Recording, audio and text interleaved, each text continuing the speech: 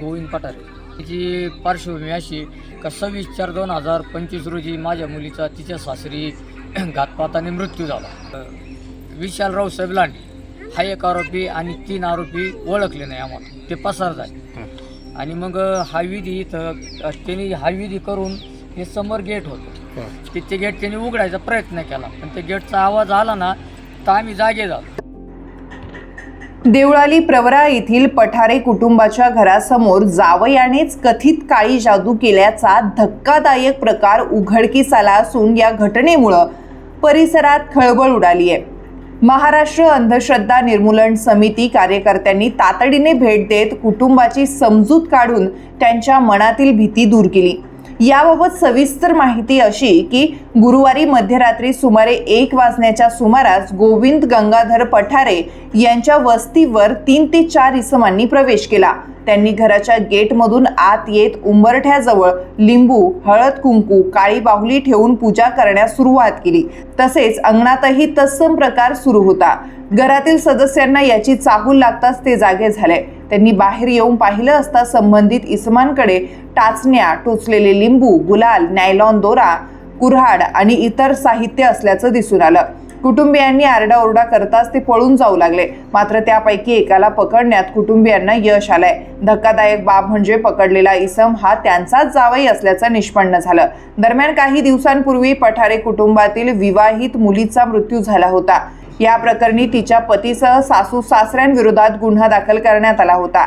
त्याचाच राग मनात धरून हा प्रकार घडवून आणल्याचा संशय कुटुंबियांनी व्यक्त केलाय. तसेच सोबत आणलेल्या साहित्यांमुळे घातपाताचा प्रयत्न असू शकतो अशी ही भीती व्यक्त करण्यात आली आहे. या घटनेची माहिती मिळताच अनिसच्या राज्य सचिव ॲडव्होकेट रंजना गवांदे, अशोक गवांदे आणि माजी जिल्हा संघटक देवीदास देसाई यांनी घटनास्थळी भेट देऊन कुटुंबियांना धीर दिला. अशा प्रकारच्या जादूटोण्याने काहीही होत नाही असं सांगत त्यांनी अंधश्रद्धेविरोधात जनजागृती केली. दरम्यान पठारे कुटुंबियांनी राहुरी पोलीस ठाण्यात तक्रार दाखल केली असून महाराष्ट्र अंधश्रद्धा निर्मूलन कायद्यानुसार गुन्हा नोंदविण्यात आला आहे.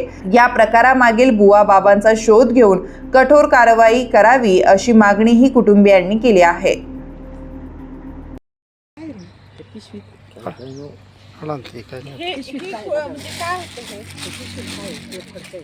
हे त्यांचं राहिलं काय ते? मग ते गाडी ते इथं सोडून गेले. गाडी त्याची आलं ना, ही गाडी पण त्यांचीच आहे. गाडी त्या लोकांचीच गाडी आहे. हा मग काय झालं, आरोपीची लोकांची म्हणजे आरोपीची जावायचीच. मग धरून ठेवल्यामुळे काय झालं, मग जी तुम्ही धरून ठेवलं होतं धरून त्यांना. ठेवलं. मग डिपार्टमेंट ते आलं. रात्री आल्यावर तुमच्या लक्षात आलं ते. हा काय झालं,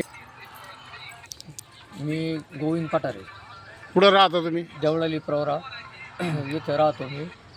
सदर काल मला ॲम्ब्युलन्सवर 4:12 ड्युटी होती. ती ड्युटी करून मी सर्वसाधारण 12:15 वाजता घरी आलो. हो. परंतु या घटनेची पार्श्वभूमी अशी का 26/4/2025 रोजी माझ्या मुलीचा तिच्या सासरी घातपाताने मृत्यू झाला आणि ती केस न्यायप्रविष्ट आहे. त्याच्यामुळं हे समोरील जो आरोपी होता तर तो काल संध्याकाळी आला. त्याच्यासोबत 3 आरोपी आणि तो एक चौथा, असे 4 आरोपी होते. नावं सांगा त्यांची, कोण कोण? विशाल रावसाहेब लांडे हा एक आरोपी आणि 3 आरोपी ओळखले नाही आम्हाला, ते पसार झाले. आणि मग हा विधी इथं त्यांनी हा विधी करून हे समोर गेट होतं, ते गेट त्यांनी उघडायचा प्रयत्न केला, पण त्या गेटचा आवाज आला ना तर आम्ही जागे झालो. मग जागे झालो तर मी विचारलं कोण आहे, तर तो पळाला. मग माझा मुलगा आहे हा, तो लगेच आम्ही 2 जण लगेच इथपर्यंत आलो, पण आम्हाला इथं दिसला नाही. मग माझी मोटरसायकल चालू केली. मग मोटरसायकलवर आम्ही त्याचा पाठलाग केला. तो हे इथं गहू आहे, इथं गहू शेती आहे, त्या शेतीत ही मोटरसायकल आणि तो असा लपलेला होता. मग तो तिथून आणला आम्ही. मग डिपार्टमेंटला फोन केला, डिपार्टमेंटच्या ताब्यात गेला पोलीस स्टेशन. तुमची मुलगी तिचं नाव काय आणि कुठं दिली होती? पुन्हा विशाल लांडगे डेरे इथं दिली होती, डेरे तालुका नगर येथे दिली होती. आणि तिला 3 वर्षाचं बाळ आहे. बाबू इकडे का? तिचा मृत्यू कशामुळे झाला? तिचा घातपात मृत्यू झालेला आहे. तशी तक्रार तुम्ही केली होती? हो, न्यायप्रविष्ट त्यांना. आणि सगळ्यात महत्त्वाचं त्यांना अटक झाली.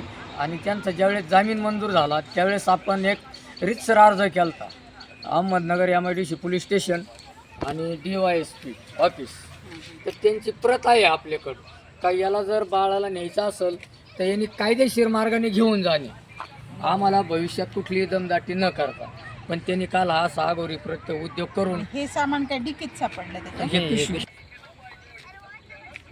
श्रीरामपूर देवळाली रोडवर या ठिकाणी निसर्ग हॉटेल त्या समोर पठारी वस्ती आणि या पठारी वस्तीमध्ये काल रात्री अंधश्रद्धेचा अघोरी प्रकार झाला आणि त्या पठारी कुटुंबियाचे आम्हाला फोन आले. त्यांच्या फोननुसार आमच्या राज्य सचिव गवंदे मॅडम, गवंदे सर आणि आम्ही या ठिकाणी आलो, घटनास्थळाला भेट दिली. खरोखर हा अंधश्रद्धेचा प्रकार आहे, त्यामुळे कोणी घाबरून जाऊ नये. हे जादूटोणा जो त्याचा हेतू होता, त्यांचा जो जावई होता, त्यांच्या मुलीचं निधन झालेलं आहे, तो घातपाती मृत्यू होता आणि यांनी त्या गुन्हा दाखल केला आणि त्याचा सूड घेण्याकरता त्या जावयाने कुणातरी बाबाला हाताशी धरून या ठिकाणी दरवाजा पुजण्याचा प्रकार केला. त्याच्याबरोबर कुऱ्हाड पण होती, दोरी पण होती, म्हणजे काहीतरी घातपात करायचा हेतू होता. पण या कुटुंबाचं सुदैव की हे जागे झाले, त्यामुळे त्यांनी त्या जावायला पकडून पोलिसात ताब्यात दिलं. माझी पोलीस खात्याला विनंती की आपण हे जे असे गावोगाव गल्लोगल्ली खरात बाबा निर्माण झालेले, या खरात बाबावर अंधश्रद्धा निर्माण कायद्यानुसार कारवाई करावी, म्हणजे ही बुवाबाजी थांबेल.